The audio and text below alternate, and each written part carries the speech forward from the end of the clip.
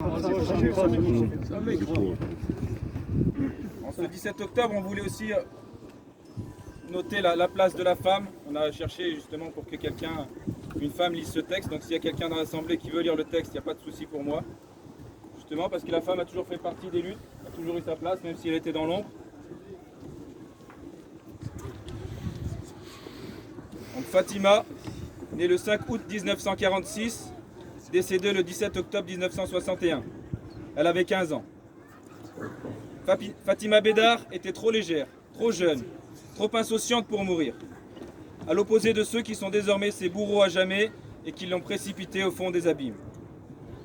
Ce jour-là, beaucoup ne sont jamais revenus. Parmi eux, l'adolescente Fatima Bédar, elle avait à peine 15 ans. Elle vivait à Stein, étudiait à Saint-Denis, se battait pour la liberté et rêvait de devenir institutrice. Cette jeune collégienne innocente, à l'instar des centaines de ses compatriotes algériens qui n'étaient pas activistes, ne se doutait pas du sort tragique qui l'attendait.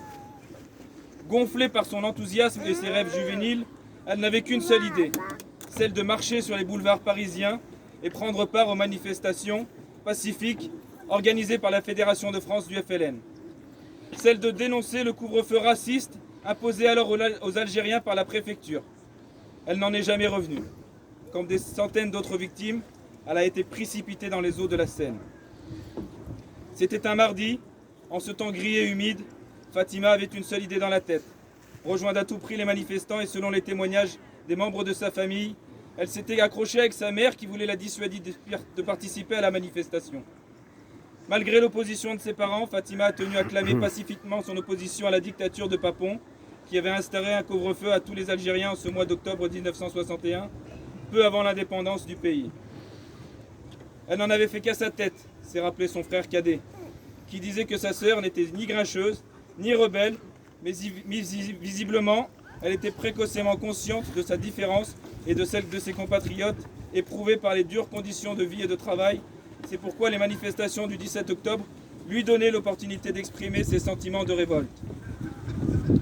Flanquée de son cartable de collégienne, Fatima était ainsi montée à Paris. Elle ne rentre pas le soir et ses parents, après l'avoir cherchée de longues heures en vain, décident de revenir chez eux tard dans la soirée pour l'attendre. Mais Fatima Bédar a rejoint seule la manifestation, où la police massacre par dizaines les protestataires. Elle est tabassée puis jetée à l'eau où elle se noie. La police de Saint-Denis n'a pas fait d'enquête, mais les recherches de la famille se poursuivent jusqu'au 31 octobre, jour où le corps de Fatima Bédar, coincé dans la 7e écluse du canal Saint-Denis, avec une quinzaine d'autres, est repéré par un ouvrier puis remonté de la Seine. Son père l'identifie le jour même grâce à ses longues nattes noires. Son cartable est restitué à la famille le lendemain.